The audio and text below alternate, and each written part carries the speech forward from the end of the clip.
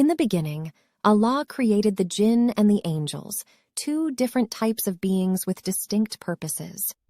While the angels were created to worship Allah and carry out His commands, the jinn were given free will and the ability to choose their own path.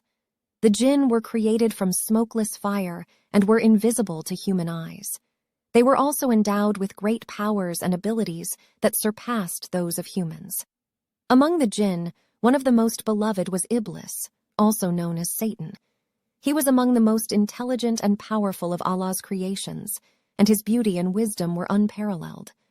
Allah had bestowed upon him many blessings and had elevated him above all other creatures. Despite Satan's elevated status, he was not free from the test of obedience that Allah had placed upon all creatures.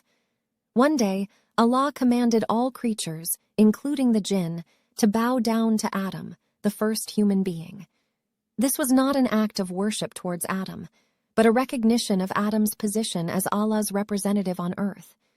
The angels and all creatures obeyed Allah's command without hesitation, but Satan refused. He believed that he was superior to Adam since he was created from fire, while Adam was created from clay. Satan's arrogance blinded him to the truth and led him to rebel against Allah's command, which ultimately resulted in his downfall. Despite his vast intelligence and power, Satan's disobedience led to his eternal banishment from Allah's mercy and paradise. This event marked the beginning of Satan's enmity towards humanity, as he vowed to use all his powers to lead people astray from the path of righteousness. After being banished from paradise, Satan approached Adam and his wife Hawa in the form of a whisper and enticed them to eat from the forbidden tree in paradise.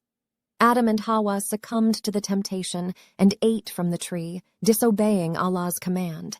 They immediately realized their mistake and sought forgiveness from Allah, who forgave them. Satan, on the other hand, refused to repent and instead asked Allah to grant him respite until the day of judgment so that he could lead humanity astray. Allah granted Satan's request, but also warned him that his influence would not extend to those who followed his guidance and remained steadfast in their faith. Satan, in his misguided arrogance, vowed to use all his powers to misguide and lead people astray from the path of righteousness. Throughout history, he has continued to tempt and deceive humanity with his lies and illusions, leading many people astray from the path of righteousness. However, Allah has promised to guide those who seek His guidance and protection and remain steadfast in their faith.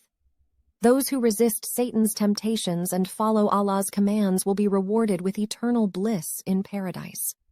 The story of Satan serves as a reminder to humanity that our greatest enemy is not an external force, but our own nafs, inner self, that can be led astray by the whisperings of Satan.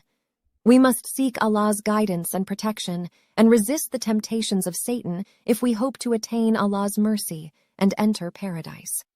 The story of Satan also highlights the power of free will and the importance of making the right choices. We must use our free will to make choices based on Allah's commands and seek His forgiveness when we err. By doing so, we can hope to attain Allah's mercy and enter paradise.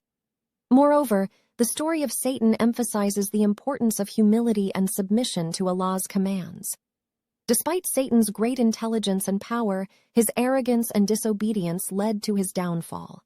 This serves as a lesson for all of us to humble ourselves before Allah and submit to His commands.